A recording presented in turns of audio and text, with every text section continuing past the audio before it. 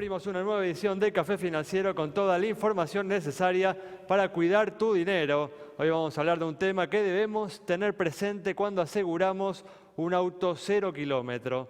¿Qué es la cláusula de reposición a nuevo y en qué compañías es más conveniente? Vamos también a repasar lo sucedido en los mercados de capitales y en el último bloque, como siempre, vamos a analizar las principales noticias económicas de los últimos días, hoy con la presencia de José Luis Machinea.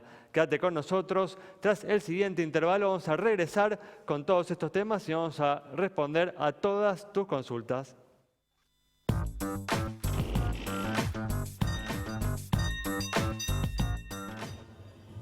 Bueno, ya estamos aquí con la presencia, como siempre, de Yamila Escala y hoy nos está acompañando Iván Carrino para repasar lo sucedido en los mercados de capitales. ¿Qué tal? ¿Cómo andan? Muy bien, ¿cómo les va? Bueno, gracias por estar aquí. Bueno, vamos a comenzar con los temas que tenemos para hoy, justamente en estos últimos días. La compañía internacional de seguros Zurich ofreció 8.800 millones de dólares por RSA, una operación que de concretarse crearía a nivel local una de las más importantes compañías de seguros. Yami nos amplía este tema. Y se esperaba que fuera la alemana, pero no. La oferta vino de Zurich, exactamente, y en ese valor estamos 8.800 millones de dólares, pero habrá que esperar. ¿Por qué? Porque el plazo es el 22 de septiembre para que finalmente se concrete o no esta operación, que venía con cierto rum rum, como dicen. Quería siempre decir esa palabra. Pero que bueno, ahora hay una cifra y hay dos compañías gigantes, ¿sí? Que de hecho las conocemos y muy bien, Zurich y RSA, que en su momento había también experimentado con el comercio, recordemos, otro tipo de operación. Ahora bien, ¿qué puede pasar? Dos opciones. Que Zurich asuma el control de la compañía, pero estas queden por separado. Esto es a nivel mundial y a nivel Argentina, ¿sí? A nivel local. Veámoslo desde nuestro lugar. Que Zurich y RCA sigan siendo dos compañías por separado y simplemente cambien de manos. O que, esta es otra opción, Zurich fusione a RCA y de esta manera se convierta en una empresa. ¿Qué pasa, por ejemplo, si esto es que sucede? Bueno, el tema de los empleos, a ver, no vamos a hacer ningún pronóstico, pero desde ya que empieza, bueno, dos personas no pueden ocupar el mismo lugar y se empieza a complicar la cosa. A la gente que trabaja en Zurich y en RCA todavía no les tiene que importar esto porque esto lleva un tiempo, ¿sí? Pero desde ya que, bueno, son dos posibilidades. Las dos compañías en el mercado local y a nivel seguros generales tienen más o menos el 3% como lo que tienen Allianz o Nación Seguros, ¿sí? Para hablar más o menos de porción de mercado a nivel producción en el año 2015. Y atención, porque este tema lo vamos a seguir de cerca y les vamos a seguir contando cómo sigue, pero atención porque no va a ser la única noticia en materia de operaciones a nivel mundial y de esta envergadura, porque el mercado está así como que se mueve. Muy bien, vamos a estar atentos entonces, vamos a cambiar de tema, vamos a comenzar con el repaso de lo sucedido en los mercados de capitales y una semana bastante turbulenta. Iván, China sigue generando un impacto a nivel global, sigue sacudiendo a los mercados globales, así que bueno, repasemos lo que ha sucedido en estos últimos días. Sí, Alejandro, como lo comentás, efectivamente lo que está pasando en China es de preocupación a nivel global. Tenemos en la bolsa china 5 días, la bolsa de Shanghái, 5 días en rojo. Ya estamos hablando de una caída del 8% de la bolsa en lo que va del año. Y si lo comparás con los niveles máximos que había alcanzado la bolsa en junio, estamos hablando de una caída del 43%, nada menos que 43%. Y esto obviamente con un impacto internacional mayúsculo, ¿no? Tal cual. A nivel local también ha caído, ¿no? La bolsa, si bien hoy se recuperó. Absolutamente, también hay varios días consecutivos de caída. El último registro que tenemos son 7 ruedas consecutivas de caída y tenemos a la bolsa por debajo de los 10.000 puntos, ¿no? Que era como una barrera psicológica y que no se cruzaba desde marzo de este año. Hoy por lo menos hubo algún alivio. Aparentemente había recuperado un poco, ¿no? Muy bien, perfecto. Bueno, vamos a cambiar de tema ahora. Vamos a brindar información sobre la cláusula de reposición a nuevo de los seguros para autos. ¿Qué significa? ¿En qué consiste esta cláusula? ¿Y en qué compañías de seguros es más ventajosa? Claro, el tema es qué es la cláusula de reposición a nuevo. Bueno, una vez más vamos a repasar qué es lo que nos están ofreciendo las compañías. Bueno, entonces, la posibilidad, sí, atención, de no cubrir solamente el valor del daño, de lo que genera ese siniestro, sino la posibilidad de reponer a nuevo, y en este caso estamos viendo el sector automotores, por lo tanto, de volver a tener ese autito impecable que uno se compró hace un par de meses y no pasado ya por el choque, por el robo, esa situación que tanto nos angustia, no solo económica, sino psicológicamente. Una opción más, algo que las compañías dan por distintos plazos, ¿sí? Y que la realidad es que suma a la hora de elegir a una u otra, como siempre les decimos, consultar más de una empresa cuando uno está viendo qué seguro automotor tomar. Entonces, vamos a repasar los plazos que ofrecen estas empresas. Como les decíamos, las principales aseguradoras, las que llamamos, 150.000 pesos va a ser el valor del auto que estemos considerando, un Gol Power Plus, sí, 0 kilómetros, lógicamente, y para las dos coberturas, sí, para todo riesgo o para terceros completo. Lo que hay entonces en este momento en el mercado es lo siguiente: Meridional con un plazo de 2 años y 24 meses, QBE el mismo valor, el mismo plazo en realidad, Zurich también en 24 meses, la segunda 18, año y medio para la segunda, Allianz en un año es que tenemos esta posibilidad de reponer a nuevo nuestro 0 kilómetro, la Federación Patronal, la Caja, RCA, San Cristóbal y Sancor comparten entonces también ese plazo. De nuevo, una opción más, cuando uno va a consultar y ver si ofrecen esta cláusula, por cuánto tiempo y decidir adquirirla o no. En muchos casos ya viene incluida, pero saber que la tiene. Tal cual, un tema que debemos tener presente que te puede permitir generarte un ahorro interesante o en verdad una ganancia, un beneficio interesante en caso de siniestro. Cerramos de esta manera este bloque. Quédate con nosotros, en instantes volvemos con mucha más información.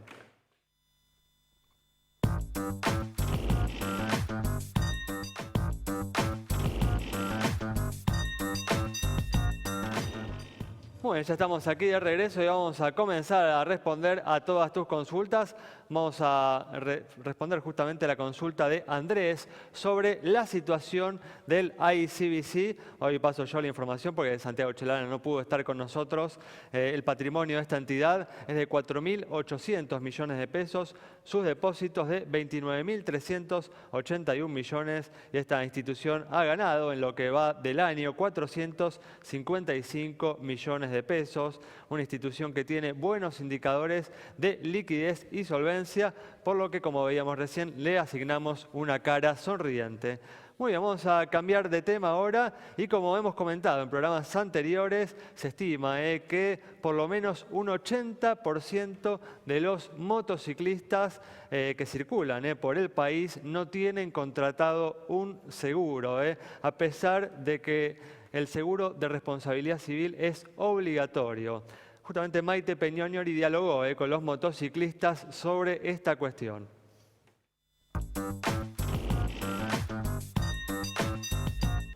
Café Financiero conversó con los motociclistas para saber por qué no contratan seguros y si saben de los riesgos que esto puede traer. Por lo menos acá en lo que es Argentina la gente contrata un seguro más que nada porque es obligatorio, si no, no lo harían y no son conscientes del peligro que corren. Sí, tengo contratado actualmente un seguro y yo creo que la gente no es consciente de la vida que puede correr y además si no tiene contrato de seguro no puede circular naturalmente. La mayoría cuenta con, o sea, sí o sí con el de responsabilidad civil. Si no tienen ese seguro, o sea, corre riesgo la persona y el motoquero también, obviamente. Mirá, nosotros en la calle si no tenemos seguro no podemos andar. Sí o sí es obligatorio responsabilidad civil mínimo. El motoquero que no tiene seguro se perjudica él mismo y aparte perjudica a la persona accidentada.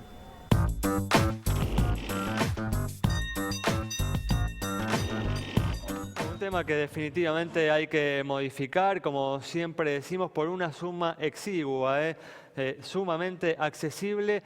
Un motociclista puede contratar una cobertura de responsabilidad civil que garantiza que en caso de accidente la víctima va a recibir una compensación y no va a quedar en una situación indefensa.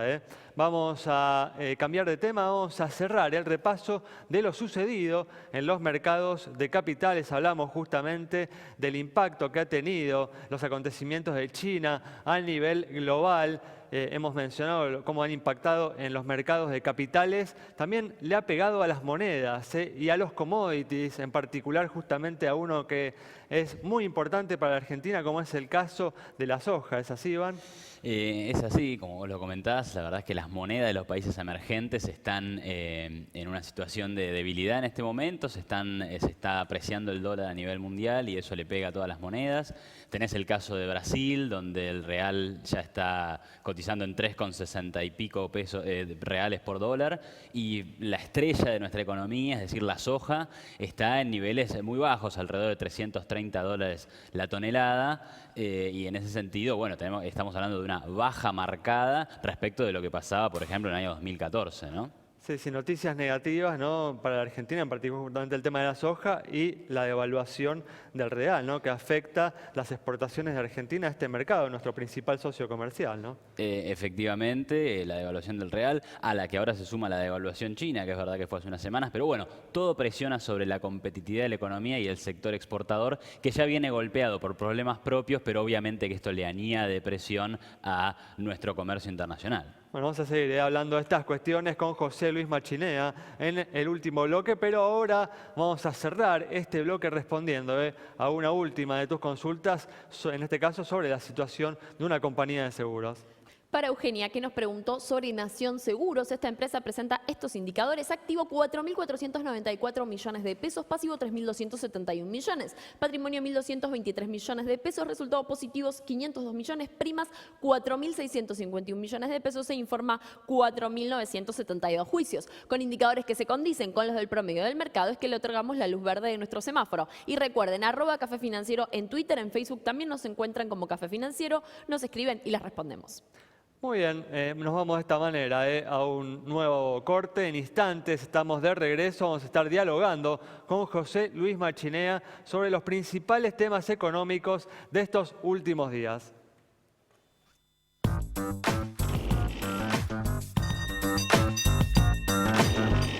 Estamos aquí con la compañía de José Luis Machinea para analizar las principales noticias económicas de estos últimos días. ¿Qué tal, José Luis? ¿Cómo andás? Muy bien. Gracias por estar aquí. Es un gusto. Bueno, una semana en la que ayer justamente se registró un nuevo récord histórico del dólar blue de 15 pesos con 97. Hoy hubo cierto alivio. El dólar blue cerró en torno a los 15 pesos con 90. Pero, José Luis, sitúas esta suba importante que ha habido en los últimos días en la divisa, en el mercado informal, en el contexto internacional de turbulencias que viene habiendo, justamente como hablábamos en los bloques anteriores, o también crees que están pesando factores locales en esta suba? Bueno, yo creo que las turbulencias internacionales han sido el factor dominante de los mercados, no solamente en Argentina, sino en el mundo en la última semana. Pero nosotros siempre le agregamos a un granito de arena para aumentar un poco la incertidumbre, y creo que eso es lo que está pasando, ¿no? El déficit fiscal cada vez habla de cifras más altas, 7, algunos dicen todavía arriba del 7% del producto, el aumento del gasto público sigue siendo muy grande, la distorsión de precios relativos sigue siendo muy grande, y hay mucha incertidumbre cómo manejar el próximo gobierno esta situación. Se decía de todas formas, José Luis, que el aislamiento relativo, ¿no?, de nuestro país en relación al mundo como que nos defendía, nos protegía justamente contra el impacto, ¿no?, de los desequilibrios internacionales. Sí, en parte sí, pero en parte de los desequilibrios, básicamente de los desequilibrios financieros, efectivamente. Claro. Ahora, esta vez hay un shock real, El precio de la soja, no sé cuándo terminó cerrando, pero... Está en mínimos en 6 años. Sí, mínimos 6 años. Por debajo de los 330 dólares la tonelada, bueno, 330. ¿no? Vos igual hubieras estado contento. Yo con era ese el precio, doble, ¿no?, más del doble de lo que valía en el 2000, pero comparado con los 500 y pico, 600 que llegó a valer, es un impacto, y me parece que los mercados dicen, bueno, tenemos un problema de competitividad, tenemos un problema fiscal, tenemos un problema de distorsión de precios relativos, y aparte este viento de cola desapareció. No hay viento de frente, pero hay un viento de cola. Entonces, ese aspecto es lo que creo que está agregando alguna turbulencia. Enfatizás justamente esto de que no hay un viento de frente, o sea, ¿crees que esta situación no se va a agravar? Creo, pero como bien sabés, con los mercados nunca se sabe. Yo creo que no estamos, pienso yo, en una situación similar al de 2007, 2008, 2009. el tema es, se habla de Estados Unidos, del aumento de la tasa de interés de Estados Unidos por parte de la Reserva Federal y de China. Lo de Estados Unidos a mí me parece un poco ya extraño, porque hace un año que vienen diciendo vamos a aumentar quizá y vamos a ser muy cuidadosos, medio punto, un cuarto. Todo hace pensar que en septiembre no lo van a aumentar, dado ese contexto internacional. Ahora, en algún momento van a aumentar un cuarto de punto, ¿no? Y no me parece que sea el fin del mundo, ¿eh? Los mercados ya tienen que haber descontado esto hace rato.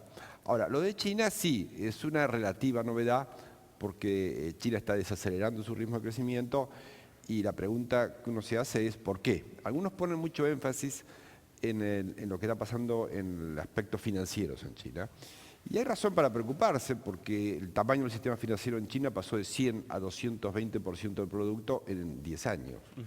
Y porque dieron muchos préstamos a desarrolladores del mercado inmobiliario y ahora no pueden vender las viviendas, el precio de la vivienda cae, así que algunos están quebrados.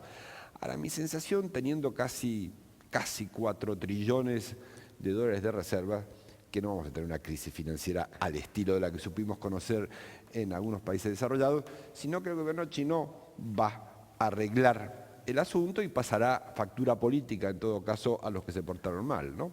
Entonces, lo que sí creo que hay en China es un problema de cuál es el motor de crecimiento. Claro. Como bien sabes, un tiempo fueron las exportaciones.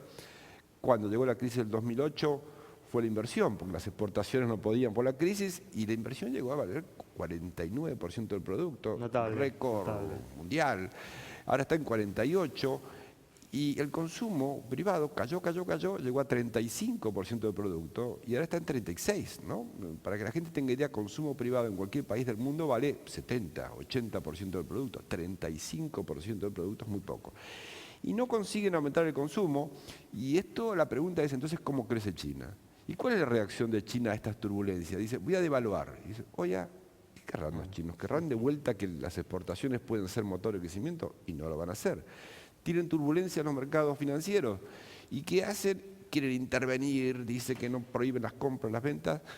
Y resulta que la bolsa había aumentado 150% en el último año. Ahora bajó, sí, bajó 40 y pico por ciento desde el pico de junio, pero con un aumento extraordinario. No es para tanto. Ahora, si ellos se siguen equivocando, si en lugar de poner énfasis en cuál debería ser el motor de crecimiento, siguen tratando de encontrar otros motores de crecimiento o quieren intervenir en los mercados se ponen nerviosos porque dicen, ¿qué querrán hacer los chinos? De todas formas, uno puede entender, ¿no?, que aquellos commodities, ¿no?, que son insumos industriales puedan tender hacia la baja, ¿no? Si uno cree que la industria china va a crecer menos en los próximos años, la demanda de esos commodities va a ser menor.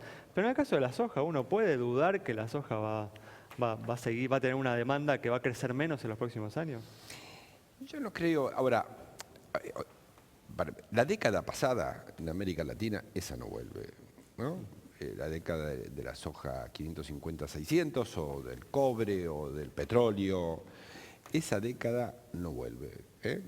Por eso yo creo que ha sido en parte una oportunidad perdida, ¿no? Porque tuvimos un contexto internacional extraordinario. Digo, tuvimos nosotros, pero también los países de América Latina, y me parece que no se aprovechó.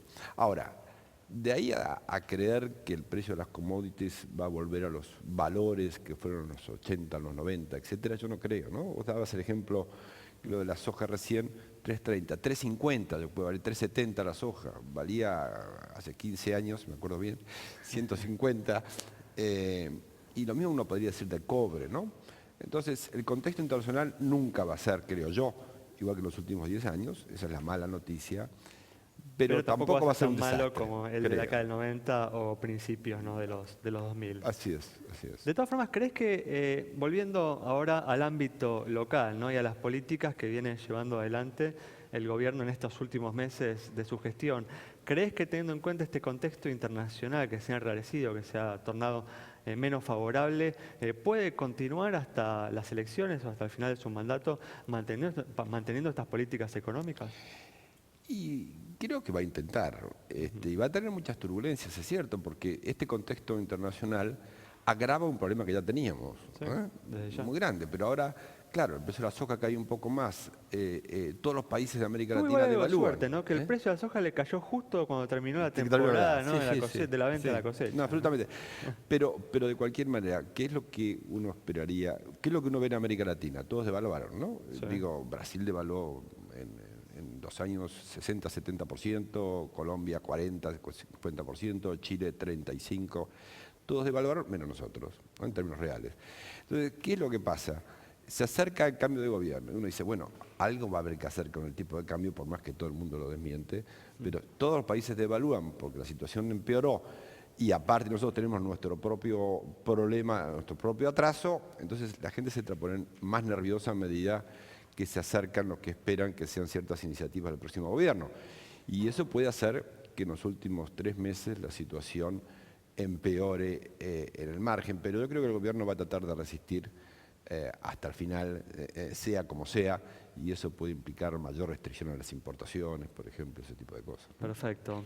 Bueno, muchos comparan justamente la situación económica con la que va a asumir el próximo gobierno, con la que te tocó vivir a vos, ¿no? Cuando asumiste allí en 1999 bajo la presidencia de Fernando de la Rúa. ¿Compartís esta opinión?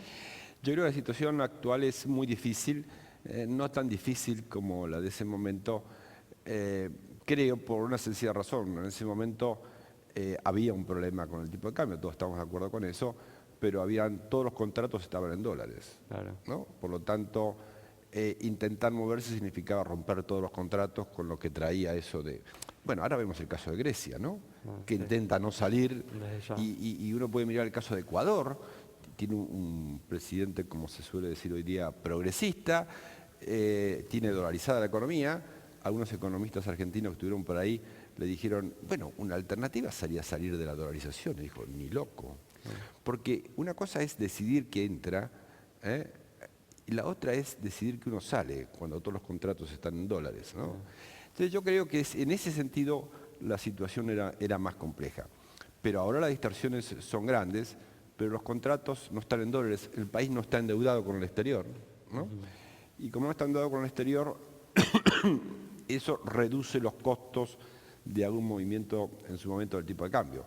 Ahora, que los problemas económicos y políticos están ahí, y son un desafío para el próximo gobierno, sin duda. Igual, ¿crees que se puede ver tentado el próximo gobierno, como bueno sucedió en el caso de ustedes, si bien como vos decís que enfrentaban más dificultades, a intentar extender en el tiempo esta situación de falta de competitividad de la Argentina, intentándola luchar, emparchar con otros recursos o con otros instrumentos de política económica? Y parece difícil porque pasa eso, tenemos más de 4 puntos de un récord mundial de subsidios a las tarifas públicas. Algo mínimamente va a haber que moverse. Por otra parte, si no, Argentina... Porque la alternativa, ¿cuál es? Conseguir financiamiento. Ahora, ¿por qué va a conseguir financiamiento Argentina si no hace nada? Porque alguien saluda y dice, yo soy bueno y voy a ser rubio de ojos celestes. Yo creo que con eso no alcanza, ¿no? Entonces, me parece que la señal para tener algo de financiamiento externo, más allá de arreglar con los holdouts, me parece que se requiere. Y por lo tanto, si el gobierno dice, yo no voy a hacer nada por si acaso, me parece que los problemas van a ser todavía más graves. Bueno, José Luis, muchas gracias. No, gracias a vos. Nos vamos entonces con el profundo análisis de José Luis Machinea sobre la situación de la economía, sobre los desequilibrios que se vienen dando en la economía internacional y cómo vienen impactando a nivel local y los desafíos que enfrentará el próximo gobierno al asumir. Nos reencontramos el próximo viernes a las 20 horas aquí en Metro.